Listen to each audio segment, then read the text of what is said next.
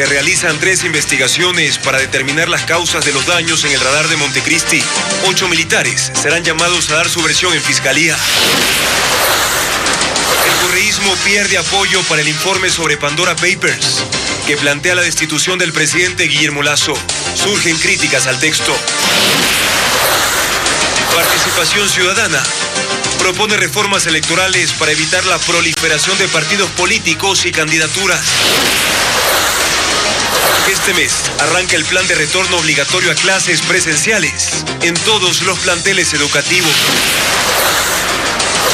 La policía captura a un implicado en el asesinato de un padre y su hijo en el norte de Guayaquil. La orden del crimen habría salido desde la penitenciaría. Imparable el contrabando de arroz en la frontera sur. Durante un recorrido captamos camionetas cargadas con arroz peruano ingresando a nuestro país. Tendremos un informe especial. Las noticias en Televistazo con Juan Carlos Aisprúa.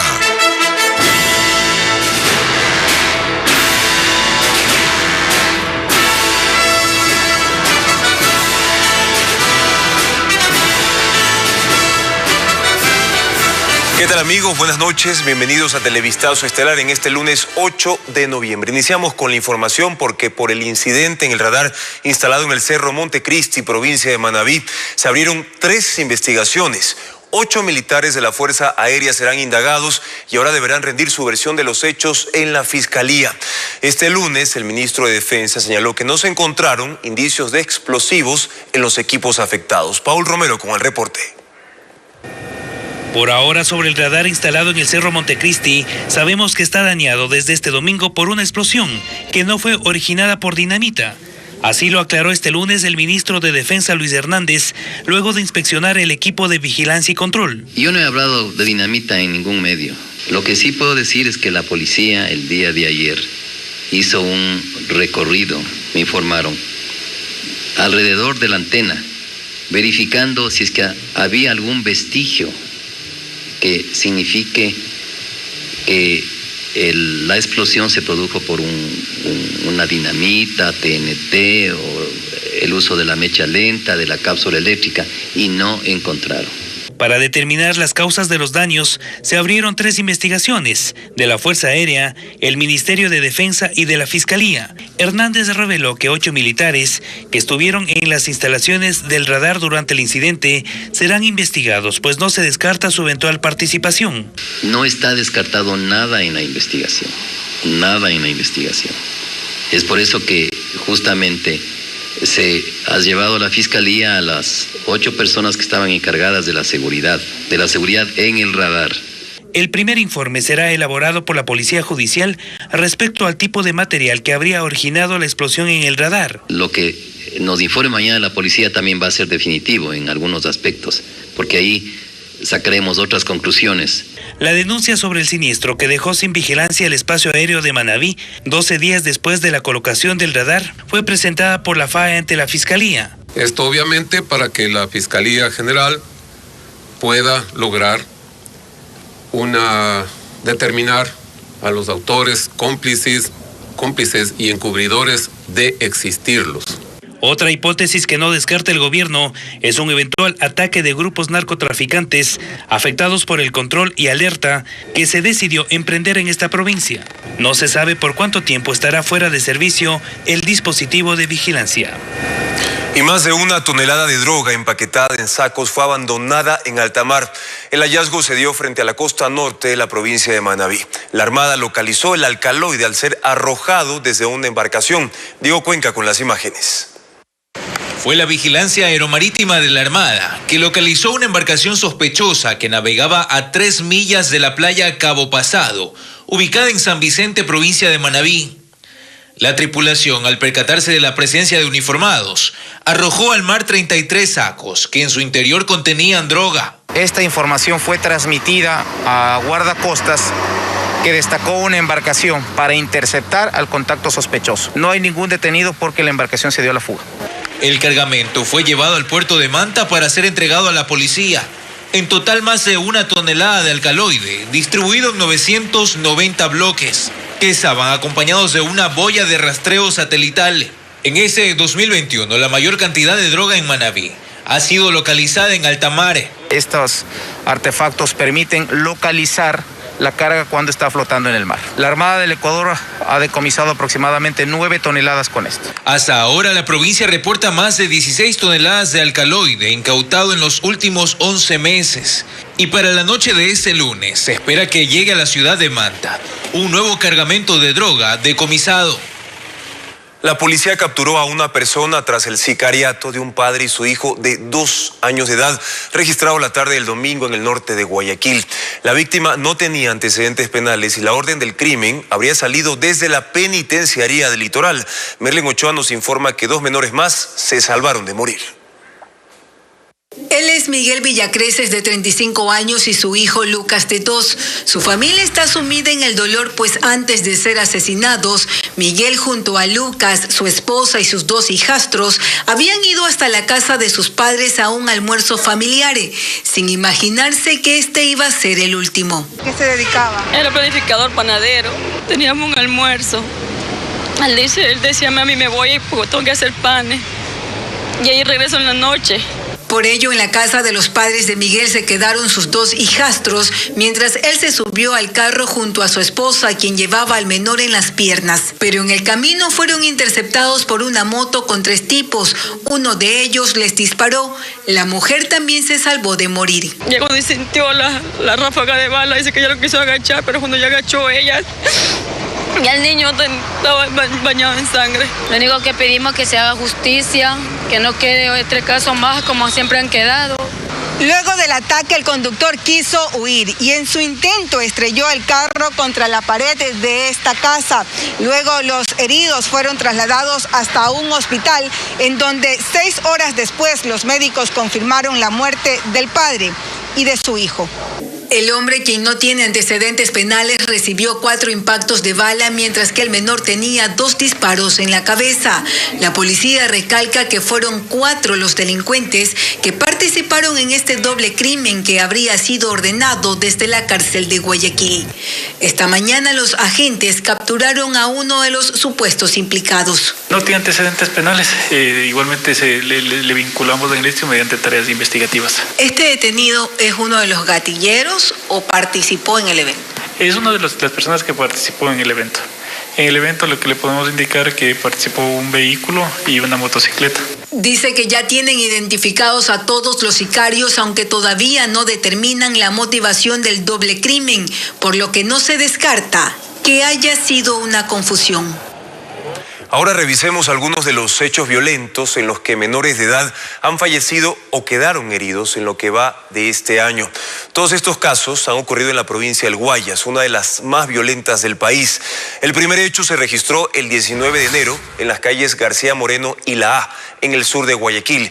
Allí un bebé murió con un disparo en la cabeza durante un sicariato. Otro de los casos ocurrió el 29 de marzo. En las calles Capitán Nájera y Medardo Ángel Silva, pleno centro del puerto principal.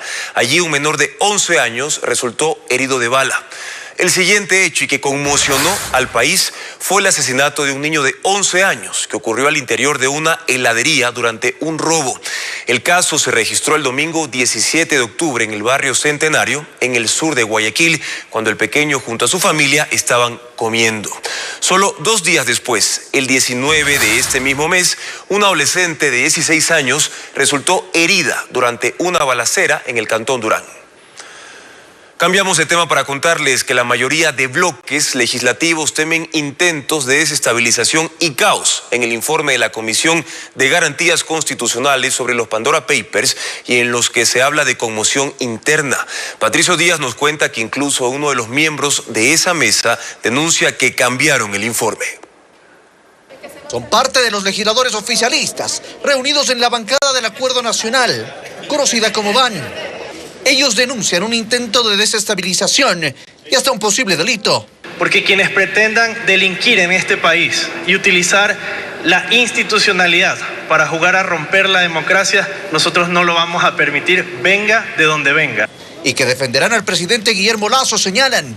Pero aunque el correísmo y Pachacútica aprobaron ese informe, uno de los miembros de esa mesa dice que sorpresivamente cambiaron el documento. Porque miro que a último segundo cambian dos situaciones que no debieron haber cambiado.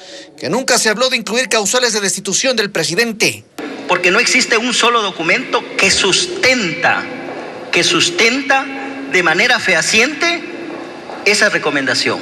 El presidente de la comisión defendió el documento, más aún, presentó este lunes 800 hojas que dijo son las pruebas del informe. Si los asambleístas no están pendientes de las sesiones, no es responsabilidad ni del presidente ni del equipo asesor de la comisión. Así en Pachacutic parecen estar divididos. Bueno, casi siempre votan así. Pero para aprobar el informe, el correísmo necesita del voto de casi todos los miembros de ese movimiento. Es que el Partido Social Cristiano ya les dijo que no, que para ellos también hay indicios de desestabilización. Claro que tienen que desestabilizar no solo al presidente, sino al gobierno. No estamos defendiendo un tema importante, no estamos defendiendo al presidente, estamos defendiendo la democracia y la legitimidad de la misma. Y la izquierda democrática, aunque son cautos con sus aliados de Pachacutic, sí reconocen que algo no está bien en el informe. Tenemos que trabajar la Asamblea Nacional con el Ejecutivo. Hoy no podemos estar viviendo o pretendiendo vivir en un caos. Desde los independientes también tienen una similar postura. Buscan destituir al presidente de la República y la Asamblea Nacional no puede prestarse para aquello. La presidenta de la Asamblea aún no ha convocado al Pleno para tratar el informe de la comisión. Esta semana el gobierno apuesta nuevamente por el diálogo. Mañana se reunirá con el bloque de la izquierda democrática en el Palacio de Carondelet y el miércoles con los líderes del movimiento indígena. El principal tema a tratar es el precio de los combustibles, como nos informa Jacqueline Rodas.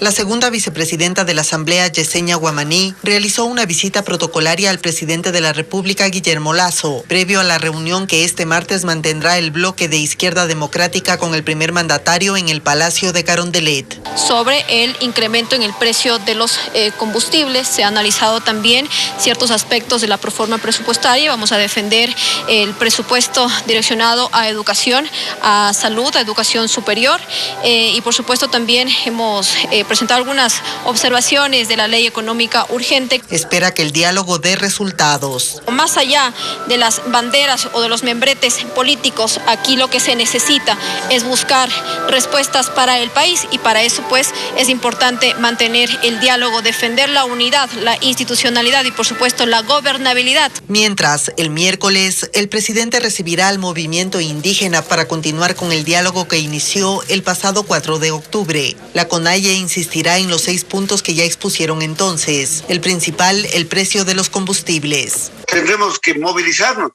hacer uso del derecho de la resistencia hasta que el presidente acate una petición justa, una petición necesaria en este país y que congele el precio de los combustibles. El diésel podemos estar hablando de $1.50 el galón y el combustible a $2. El presidente de la Cuarunari dice que no se cierran a discutir la focalización de los combustibles y además marca distancia del posible plan golpista denunciado por el gobierno. Tenemos nuestro espacio propio, nuestra estructura propia. Así es que no tenemos ningún afán de caer en el golpismo. Entre los pedidos del movimiento indígena para este segundo encuentro está que ahora la reunión sea pública y se permita a los medios de comunicación transmitirla en vivo. La Corporación Participación Ciudadana, en conjunto con expertos y académicos también, presenta una propuesta de reformas electorales. Ellos apuntan a cambios en el sistema de partidos en Ecuador. Byron Andino nos muestra los principales puntos y los motivos de este planteamiento. Se trata de un proyecto de reformas al Código de la Democracia. Plantean que se necesitan mejores partidos para tener una mejor política. Estamos conscientes de que existe una grave crisis política. Los partidos y movimientos y sus prácticas nos están demostrando que hace necesario volver a pensar el sistema de partidos y forzar a que estos, no sé si renazcan, pero al menos empiecen a fortalecerse. Los partidos políticos son los que presentan los candidatos y por tanto son los responsables de la calidad de los gobiernos. Recuerdan que en Ecuador hay más de 250 partidos y movimientos, lo cual consideran excesivo. Estas son algunas propuestas: que los movimientos solo tengan alcance provincial y sean solo para elegir autoridades locales. Con esa lógica, Partido Nacional habilitado para presentar exclusivamente las candidaturas presidenciales y para la Asamblea. Afirma que para evitar afectaciones a la democracia deberían eliminarse los partidos o movimientos coyunturales y sin vocación política, produciendo no solamente dispersión en el voto, pero sobre todo debilitamiento de la democracia. Porque no podemos admitir que el Estado siga financiando a personas que no tienen ninguna posibilidad. Promueven suprimir la votación por distritos, que solo haya la figura de afiliados y ya no de adherentes, una mayor alternabilidad de autoridades en los partidos, entre otras cosas, con la esperanza de aumentar la responsabilidad de los políticos para incursionar en la política. Más información para ustedes, gracias por la sintonía. Desde finales de noviembre iniciará el plan de retorno a clases presenciales de forma obligatoria. El Ministerio de Educación ha anunciado que de aprobarse por el COE Nacional, el retorno será progresivo y arrancará con los alumnos de bachillerato en todo el país, como nos cuenta Andrea Báez. Después de la última reunión con el COE Nacional, el Ministerio de Educación planifica el retorno presencial obligatorio a clases para finales de noviembre. La disposición será para todas las instituciones fiscales, particulares, fiscomisionales y municipales del país. El Ministerio de Educación hemos hecho una nueva propuesta para de manera progresiva ir retornando a la presencialidad en el 100% de las instituciones educativas con todos los estudiantes, salvo en aquellas instituciones que oferten modalidades a distancia. Según la planificación del Ministerio, los primeros en ingresar de manera obligatoria a las aulas serán los estudiantes de bachillerato técnico rural y de la región insular. Esto a finales de noviembre. En diciembre ingresarán los estudiantes de todos los bachilleratos y básica superior. Y finalmente, el 17 de enero, todos los alumnos retornarán a las aulas, es decir, los estudiantes de básica elemental y media. La disposición será a escala nacional. ¿Por qué hemos planteado nosotros que sea el 17 de enero? Porque vamos a esperar 15 días después del retorno del feriado para que si existe cualquier brote en temas de contagio por COVID-19, estos puedan ser contenidos. En total existen más de 4.300.000 estudiantes. De estos, actualmente, más de 600.000 se han acogido al retorno presencial.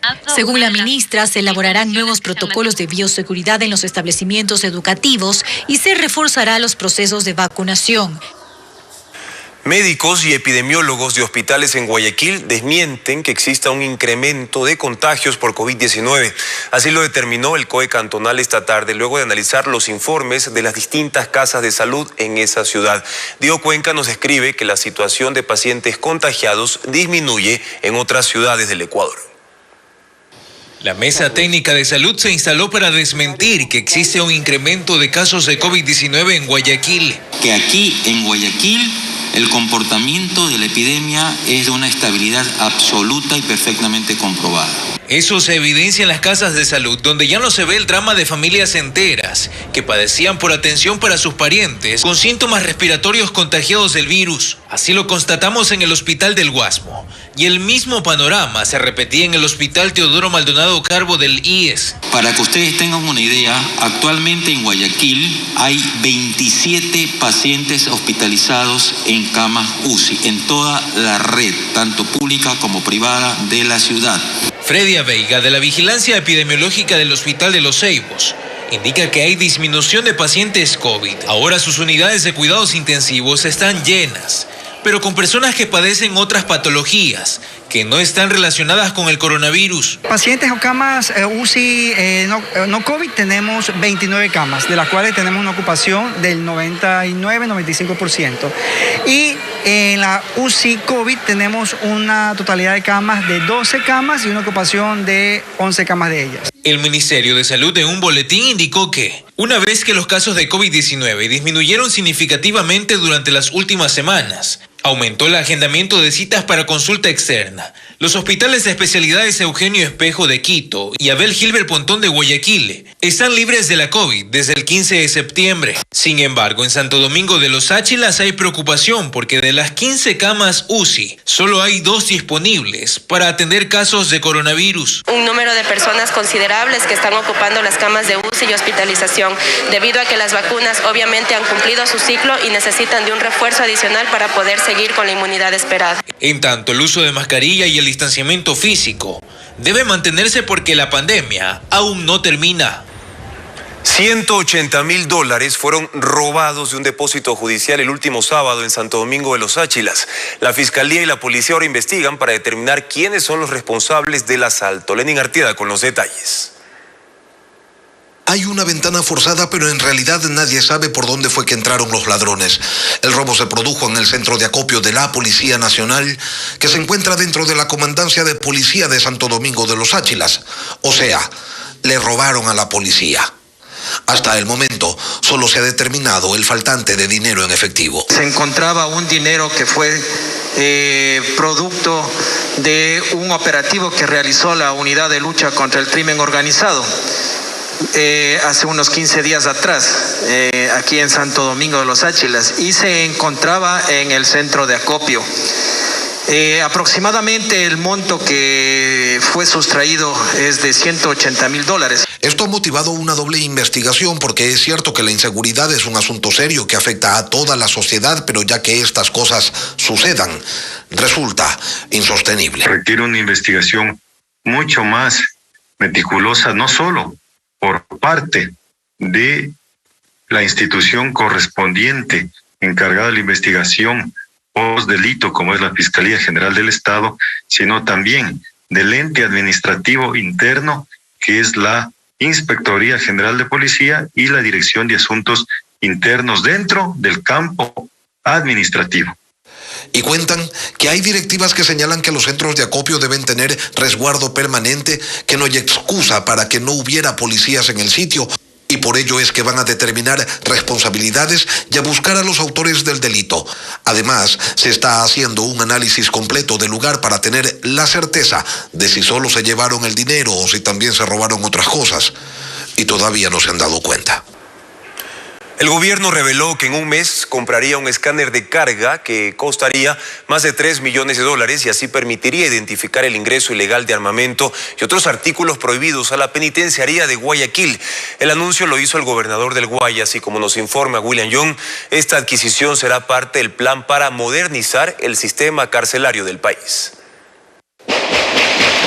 El ingreso de armamento letal como granadas, pistolas, municiones, fusiles y ametralladoras es algo permanente en las cárceles, al menos en la penitenciaría de Guayaquil, y según las autoridades es más normal de lo que pareciera. Cuando la gente pregunta, ¿por dónde será que te meten las armas? ¿Será que hay un dron que las lanza? ¿Será que hay un túnel subterráneo? Es un poco más sencillo, es por la puerta principal, porque los gobiernos del pasado se robaron hasta los detectores de metales. Por eso es necesario otro tipo de controles que vayan más allá de la vigilancia humana en los filtros de ingreso, a cargo de la policía y agentes penitenciarios. Para el gobernador del Guayas, Pablo Arosemena, antes de que culmine este año, se adquirirá un nuevo sistema de control. Un escáner de carga, para ser más específico, o sea, un gran detector de metales. Cuesta más de $3 millones, no lo venden en la tienda de la esquina, hay que mandar a fabricarlo cerca. La penitenciaría litoral va a tener un escáner de carga para poder evitar que metan armas. Es un equipo similar a estas grandes estructuras cuadradas, que generalmente son instaladas en puertos para el control de la carga en contenedores, y cuenta con un sistema de rayos X que permite ver todo en el interior de los vehículos que ingresarían a la penitenciaría. Por ahora, sería el único en las cárceles del país.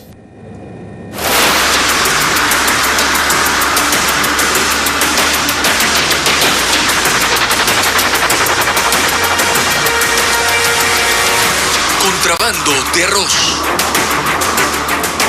Agricultores de la provincia de El Oro denuncian que el contrabando de arroz por la frontera sur no les permite vender su producción y los mantiene al borde de la quiebra. Nuestro corresponsal Fabricio Lapo informa que la gramínea llega al Ecuador por pasos clandestinos a lo largo de los 72 kilómetros que hay en el límite entre Ecuador y Perú. Enseguida un informe especial. Desde hace un año, miles de sacos con arroz permanecen almacenados en las bodegas de las piladoras que existen en el sector de La Cuca, en Arenillas, en El Oro. Es la producción de cientos de agricultores que trabajan 5.000 hectáreas de cultivos en la zona. Ellos aseguran que no pueden comercializar la gramínea debido a que los mercados permanecen abastecidos. Ramiro Riofrío es arrocero e indica que los bajos precios se deben al arroz peruano que ingresa por la frontera sur. Compran el arroz peruano porque es de altísima calidad y lo venden a donde tienen que vender, a mercados selectivos con mayor precio, y el arroz nuestro se queda en las bodegas botado porque no hay autoridades que controlen eso. Los arroceros dicen que están al borde de la quiebra, por eso algunos empezaron a cambiar de sembríos. Gente que de aquí de La Cuca a mí mejor está vendiendo los terrenos mejores, porque ya el arroz no da el arroz. Hay gente que está vendiendo los terrenos baratos porque hagan camaroneras, porque no alcanza ya el dinero ya. Que en la realidad el contrabando también nos está afectando demasiado, porque arroz del Perú pasa demasiado todos los días. A lo largo de los 72 kilómetros de frontera entre Ecuador y Perú, policías, militares y aduaneros ejecutan operativos de control a diario. Sin embargo, el ingreso del contrabando es continuo por los pasos clandestinos. Miller Perea señala que las bandas movilizan las mercaderías en pocas cantidades y en complicidad con algunos moradores de la zona. La mayoría de las personas que habitan ahí participan en lo que es el contrabando, entonces hay veces que dicen que se agrupan y lanzan piedras y que incluso quieren quemar hasta los vehículos. Los contrabandistas utilizan estas guardarrayas que conectan a los dos países. En el sector de Quebrada Seca, en Arenillas, el río es el límite por donde ingresan vehículos peruanos con distintas mercancías, entre ellas el arroz. Según las autoridades, este producto llega también por la frontera de Macará, en Loja. Casi 1.900 millones de dólares espera recaudar el gobierno en 2 años con la reforma tributaria. Este lunes los ministros de Economía, Producción y Telecomunicaciones expusieron los detalles del proyecto a la comisión encargada de su trámite. Patricio Díaz nos informa. El ministro de Finanzas, Simón Cueva, llegó con cifras. Por ejemplo, dice que el impuesto a la renta sí se aumentaría, pero para las personas que ganan desde $2.000.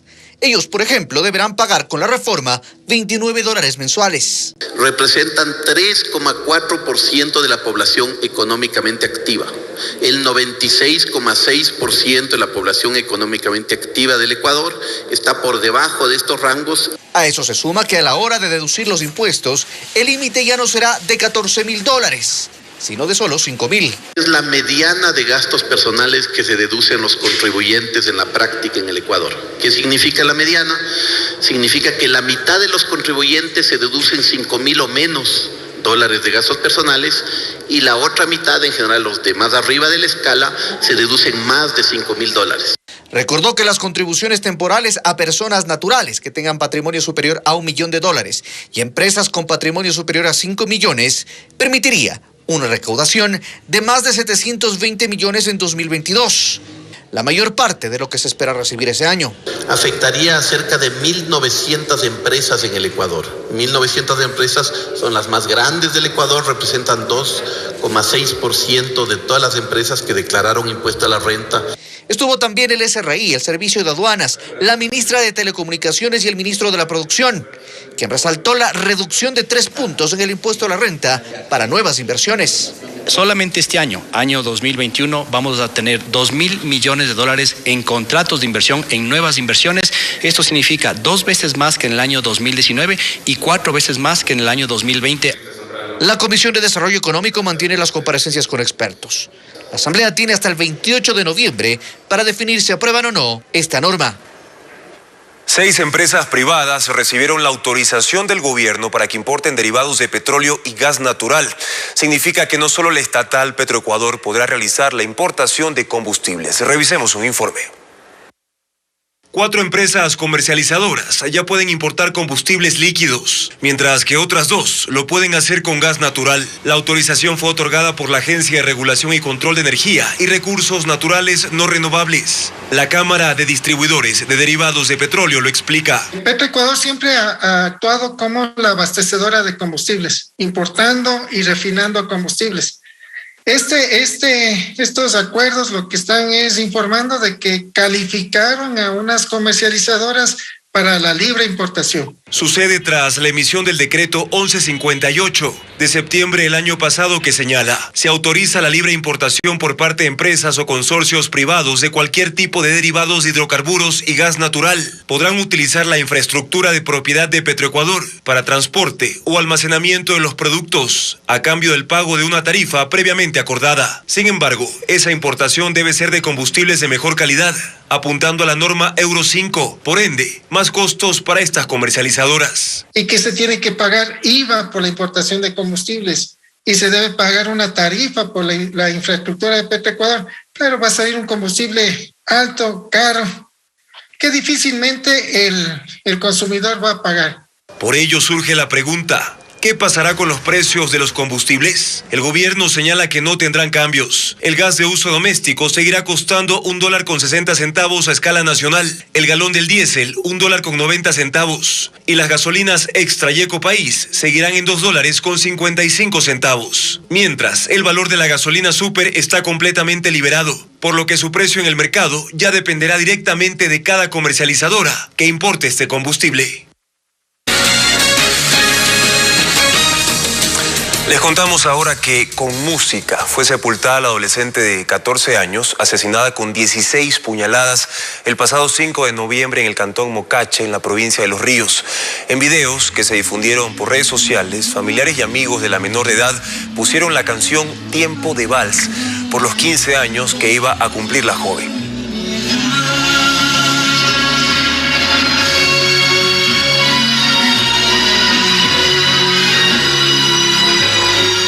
Antes de que ocurra el crimen, preparaban la fiesta de su cumpleaños e incluso se habían realizado ya varios ensayos del baile. Hay conmoción por doble crimen en Guayaquil. Un hombre asesinó a su mujer con un cuchillo y luego se suicidó. Familiares revelaron a la policía que aparentemente el sujeto la habría matado por celos. Ocurrió la noche del domingo en la cooperativa Carlos Castro, en el Guasmo Central. Un hombre encontró los cuerpos de la pareja en el dormitorio de la casa. Uno de los hijos de los fallecidos habría escuchado una discusión, pero no logró ingresar porque la puerta estaba cerrada con seguro. Los vecinos están consternados por este hecho y no pueden creer lo sucedido. Los fallecidos fueron identificados como Daniel Jara y Lidia Falcones, de 52 años. Autoridades municipales y de gobierno, también las Fuerzas Armadas, se reunieron en Guayaquil para evaluar los resultados de los operativos por el estado de excepción en el puerto principal. William Young nos informa que en este encuentro se anunció que desde hoy personal municipal se suma a los patrullajes que ejecutan policías y militares. Son más de 60 las camionetas y motos que el municipio entregó para intensificar los operativos. En estos vehículos patrullarán juntos policías, militares, agentes de tránsito y metropolitanos. Las rutas son en el centro, norte y sur de la ciudad de Guayaquil y han sido determinadas y coordinadas tanto por la Corporación de Seguridad Ciudadana, por la Gobernación de la provincia del Guayas y por la Policía Nacional, en función de los sitios donde más actos delincuenciales hay. Al estado de excepción le quedarían solo 10 días de vigencia. ¿Qué pasará luego con estos operativos? Nosotros como municipio de Guayaquil, si se acaba el estado de excepción el 18 de noviembre, señor gobernador, cuente todavía con las mismas motos, la gasolina, la alimentación, que también la ponemos de las cerca de 400 personas. Así es que el operativo continuará con o sin estado de excepción, incluyendo el mes de diciembre. Para el gobernador del Guayas, Pablo Rosemena, todo suma. Y en esta ciudad dijo que el enemigo está identificado, pero combatirlo ha sido más difícil de lo que pensaban. Al narcotráfico lo vamos a doblegar, pero esta no es una lucha del estado de excepción o que tome el tiempo inclusive de un gobierno. Esto puede tomar, ha dicho el presidente, una década, 10, 14, 15 años. ¿Qué significa eso ahí? Que tenemos que estar claros que vamos a tener que estar unidos y trabajando duro. Según los datos oficiales, en estas 3 semanas del estado de excepción en Guayas se detuvieron a 751 personas, se decomisaron 115 armas de fuego y al menos 18 organizaciones criminales fueron desarticuladas, especialmente en el puerto principal. Desde hoy, la Agencia Metropolitana de Tránsito en Quito empezó a aplicar sanciones a los conductores que en la ciudad no respeten el pico y placa. La norma sanciona con multa y retención del auto. De acuerdo al último número de placa, se prohíbe circular entre las 5 y 10 de la mañana y desde las 4 de la tarde hasta las 9 de la noche de lunes a viernes. En la jornada de operativos desarrollados este lunes, más de 200 conductores fueron sancionados. Hasta aquí la información. Mañana seguimos con más noticias desde las 5:55 de la mañana en Televistazo al amanecer. Buenas noches.